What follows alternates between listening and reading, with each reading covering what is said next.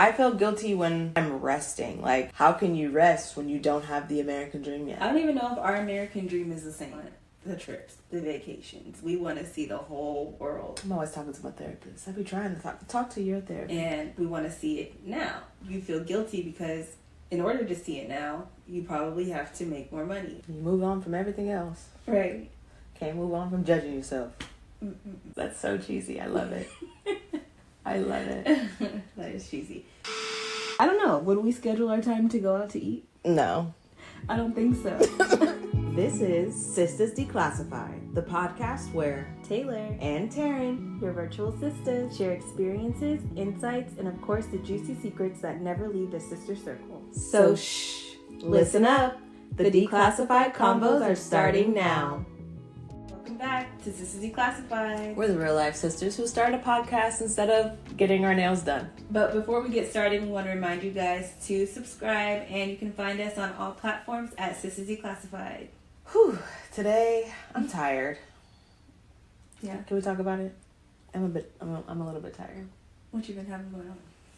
I just don't know how to sit down, and then when I do sit down, my brain, she's racing with all the things that I need to be doing. When really, like, I think about all the days we're getting off for summer.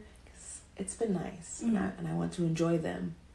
But I'm also like, in the back of my mind, okay, these days off, you're going to conquer the world and plot on this. You're going to get these 7 activities done. When really, I just want to rest. And I don't know how to do both. And it's been a lot. Mm-hmm. How you been? How you feeling? I guess I can kind of relate to that. I'm also pretty tired. And I'm used to my job having like some built-in breaks. And this year our contract with the school district is it's like July 1st to June 30th. So basically there's no break. No break. There's no break at all. And my supervisor was like, well, great thing you have all that vacation stacked up. And I was like, well, yeah, it's stacked up because I usually have built-in breaks. But anyway, so I am also tired, but I don't feel guilty for being tired because I know that I've been doing things that would make me tired. That makes sense. I think I feel guilty when I'm resting. Like, I'm always talking to my therapist. I be trying to talk to your therapist. I was talking to my therapist about this, and I mentioned this, I think, in the last episode or a couple episodes ago, that I'm like an all or nothing kind of person. And so when I want something, or when I think I want something, I then go into like massive planning mode on how to get to the thing. Sometimes I'll take action, sometimes I don't. And when I don't take action, I feel guilty. But I also like have a hard time keeping my priorities straight. So like the truth is rest is important. Mm-hmm. But like it makes sense to feel guilty about resting when you don't have your goals or priorities in front of you. Mm-hmm. And ultimately, rest should be one of your goals. Yeah. I guess that's my declassified moment for today. Feeling guilty about rest makes sense when you are goalless. But when your goals include rest, you have less stress. That's so cheesy. I love it. I love it. That is cheesy. What did you say? But when you have if you have more rest, you have less stress? No. But when your goals include rest, you have less stress. Okay. Right. Take this declassified moment with a grain of salt. I think if you're a very ambitious person and you have a lot of things you desire, kind of like we talked about in the last episode, where you need to plan to get to those things, and your goals are big, like projects. Mm-hmm. They don't happen overnight. They're not going to happen overnight, and so you do need to build in rest, or you're going to burn out. Right. Especially if there are multiple things you're trying to get to at once. Mm-hmm. Like I take like my fitness journey, for example. I'll be good for like 2-3 weeks. Miss a day. Oh, a whole week shot. Start again next Monday. Mm-hmm. Next Monday comes around. Oh, had a meeting rescheduled. Guess I'll start again Tuesday. Oh, well, Tuesday, and then you just get completely thrown off. But that's also because I'm prioritizing sleep. So I have to get a certain number of hours of sleep. But then I also want to work out a certain number of days. But I also want to eat a certain way. So I have to prep my food. Like, all this stuff takes time. And you got to pick your battles. And if you're changing your habits, I think we talked about this offline from the podcast. But we were talking about atomic habits and habit stacking.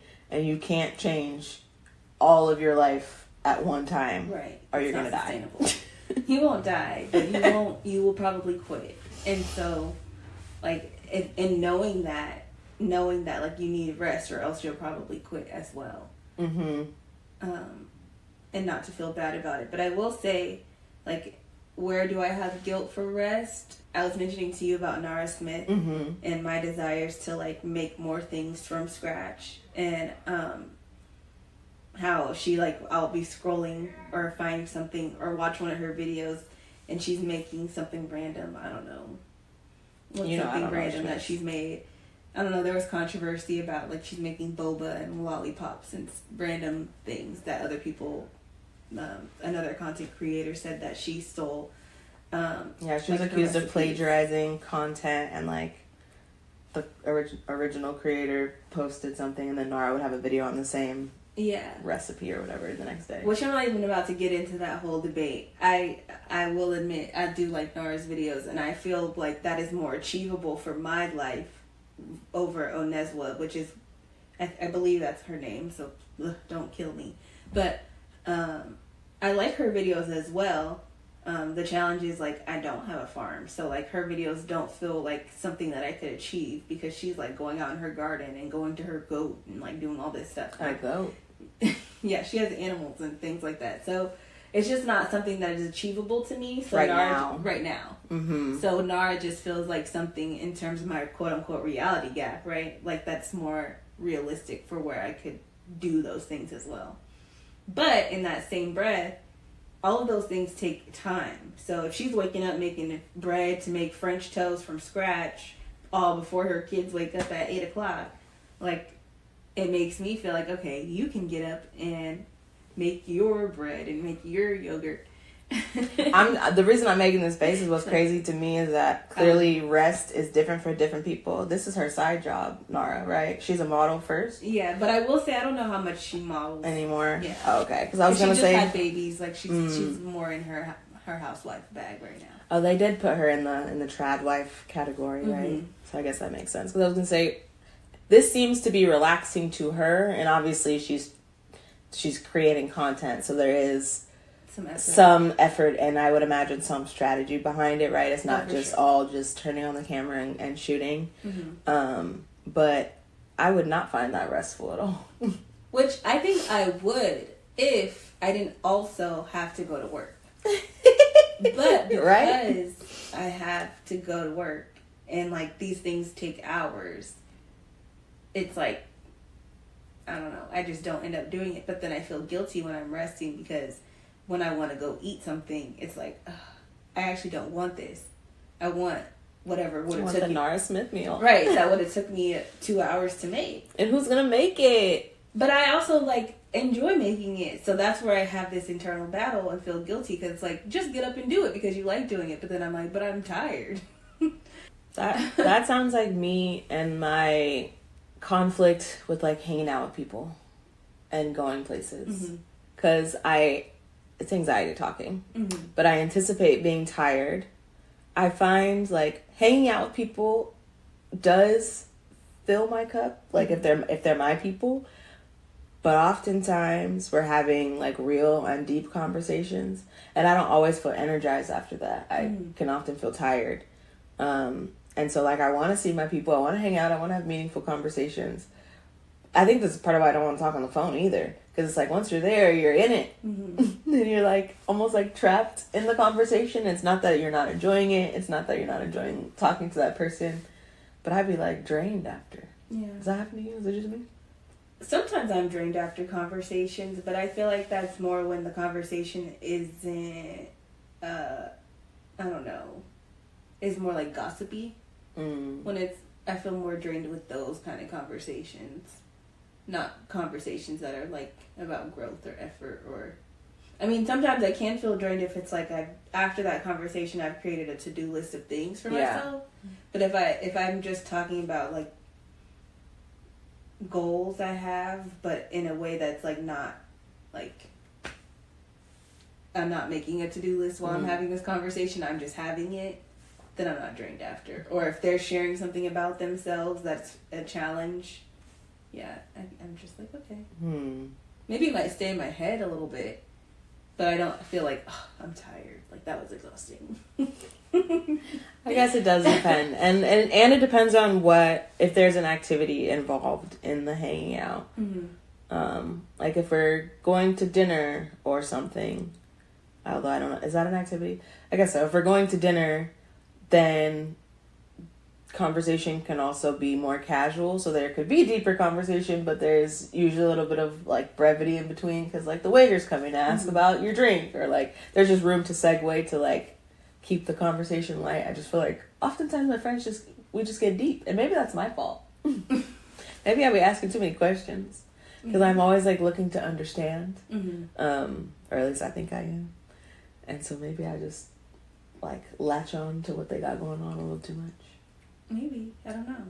But, I mean, I think people also just want to talk about what they have going on. And so when someone's showing genuine interest, they are more willing to share. So maybe that way, too. I say all that to say, friends, you are not tiring. I love you. If you're watching, please still hang out with me.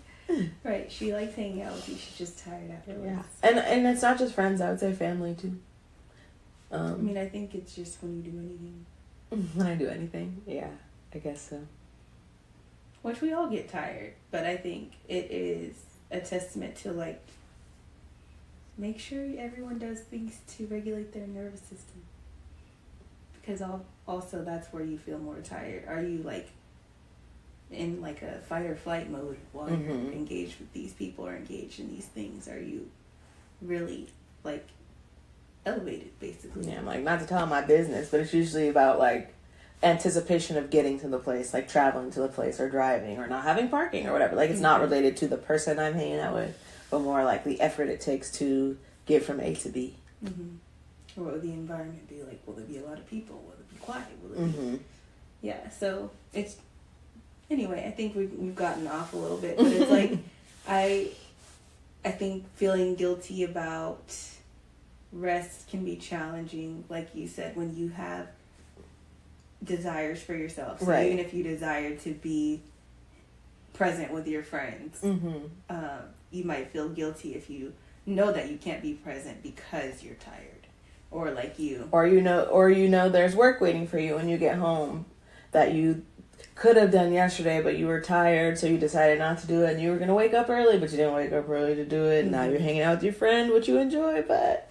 Right, which goes back to if you can start to include rest as something that's important into your lifestyle and into your goals, then you don't have to say no to things in order to get rest.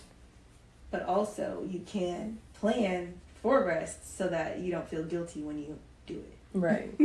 But it also requires doing the action on the other things you say you're going to do. Because ultimately, like, you could be mad, but if you don't actually do the other things in your plan, well, of course you feel guilty about resting because you didn't do anything. Right. That's the other part. And then you need to decide, then you need to accept that because you can't go anywhere. And I think also goes back to, like, how can you have those visuals of what you have accomplished? Yes. Because I think we forget. Done something. Right. I think we forget how much we have done. Or if you have, like, a priority list that's at the start of the week. And maybe there's your favorite word, buckets. Of, like, these are self-care, like, physical health goals. This is my career goals. And this is my, I don't know, family or something. Everything needs a label. I recently downloaded a new Notion weekly planner. Because I don't like my current one. And the way she has it set up, you can put the buckets and you can dedicate hours to a certain amount of time. You can track your week because that's really what I need to be able to reflect on. To go, okay, did you do anything this week? Because I could very well sit down on a Friday and be like, I didn't do anything this week. Right. But if I actually look back, we did a little something. Yeah, and it helps you not only with like feeling guilty about rest, but I think it also helps with your confidence. In knowing, like, I do achieve things, I am disciplined, I do get things done, and helps you to stay present in the moment of, like, if you have those big overarching goals that you're talking about, that you're not going to see the goal being achieved next year or next week or whatever the case may be, but you see your many steps that you have taken to get there, so you can stay grounded. Yeah, and I think this all kind of comes back to the conversation we had in episode 11 around like scaling things and getting ahead of ourselves and turning everything into this like big overarching project, when I don't know, I guess you could plan your life to be as soft as you want it to be.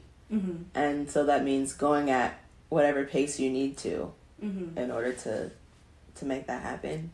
And like it all goes back to acceptance and accepting that you've made that choice. And I think just being present, so if you've allowed yourself to decline that invitation to your friend for rest, like you already made that decision, so accept it and don't ruminate on the fact that you didn't hang out with your friend. You're not a bad person for that, because you did what you needed for yourself.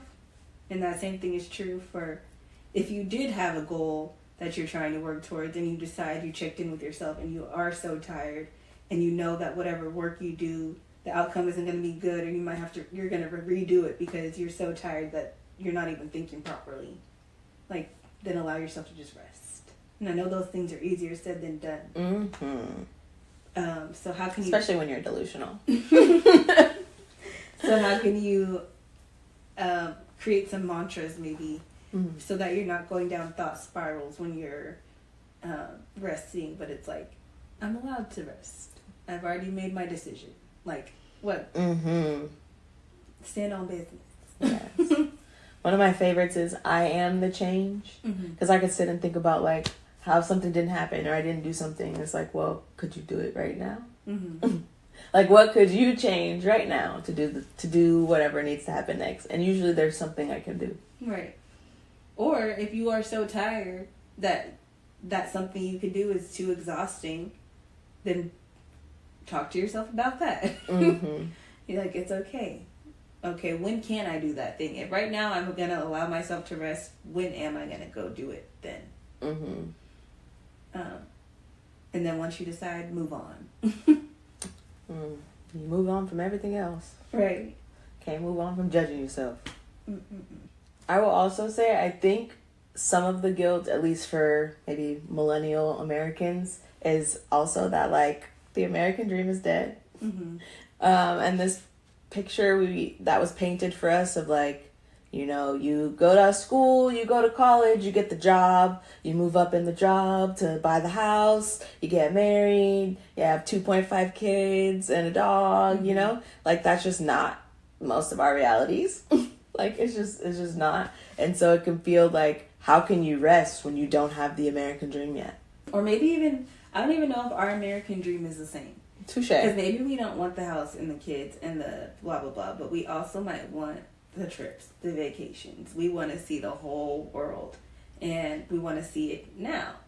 And you feel guilty because in order to see it now, you probably have to make more money, or you have to do something to elevate yourself. Or maybe you have to just set up your system of your life in order to allow for you to travel. Right, you're making sacrifices elsewhere. Right, maybe you already have the funds. But you have to, create a system that allows you to be able to do those things, which means that you might need to hustle a little more. Maybe you aren't able to rest as much as you would like because you're trying to achieve certain goals. And with that, like, there's a big hustle culture, quote unquote, that we have to live in order to achieve this, quote, this lifestyle, this luxury, or even the soft life, right? In order to have the soft life, you have to have money. So you have to be getting it from somewhere. Like, this soft life is not really realistic. I was going to say, do you have to have some money to have a soft life? Or a sugar daddy. I mean, like... Well, I think it depends on what you think soft life means. To me, a soft life, you wake up, you leisurely make your matcha. Right? Like, your hair is done every week, every 2 weeks. You have... I don't know. So soft life just means you don't pay bills? I'm not saying that you don't pay bills, but you have like you maybe don't work in the same way And I think all luxuries that you want, you can attain. That's what I imagine as like somebody's soft life era. Like they don't get no. They don't get no. Maybe they like eat clean. They're very minimal. Because somebody neutral. like cooks it for them. Somebody maybe cooks it for them, but they also might prep. They have time for that. Like because they have time. Yeah. Or I don't know. That's what I imagine. Somebody in their soft life. So you're saying hustle culture and soft life do not go together. No. Or they can't. Yeah, they don't happen at the same time. Like you could have hustled yourself to a soft life for sure. But then where do we? I mean, I guess if you have a plan and your rest is after you've achieved this thing you've killed yourself for, burnt out for, I guess that could work. I don't know. Maybe that's a question for the sister circle. Should hustle culture be dead? Because I don't really get how we're supposed to achieve this soft life if we are sick and tired by the time we get there. Right. Not only just achieve the soft life, but how are you supposed to achieve anything without hustling? Yeah, and there's different ways to hustle. I watch a lot of podcasts with venture capitalists and entrepreneurs and creators, and many of them talk about how you don't have to post 4 times a week and you don't have to do all these things that they very much did in order to achieve their success. And they're always talking about how they wish they did it different, but they don't because they wouldn't have made the money that they made if they rested. Right. But they're always talking about how they wish they would have did it different, especially if they're like in their 40s or 50s. They talk about their physical health a lot and wish they would have prioritized that more, and like family and like leisure time. And that they think hustle culture should be dead. But it's easy to say that when you've already achieved what you wanted to achieve. Right. I guess show me somebody who's living their soft life, very patient. Because let's not say you're not working. Maybe you have investments. Maybe you're doing little side things that are growing your money in a way that doesn't make you have to work a traditional 9 to 5. Let me know how you do it. I mean, I know somebody's doing it. Somebody is doing it for sure. Is Tabitha Brown soft life? Is she soft life? No, she didn't make her big break until she was 40 something. I know she was working, but I don't know. Her husband was a police officer. I don't think she was just kicking it in the house. They were living regular. No. She just has soft energy. I don't even think she has soft life energy. I just she's just a soothing person, I guess. Okay. Sorry, I interrupted you. No, you're fine. You're fine. But I don't know. I think we can feel guilty for resting for sure, but I do think hustle culture and now this new like soft life, and not just soft life but like luxury life, makes resting also more challenging if that's a lifestyle you are aspiring to get to. Yeah, and there's always all these posts about wanting to see more Black women in luxury. It's like who's paying for it? Right. But also, I think in any facet of life, whatever you want your lifestyle to be, it's going to require you some effort.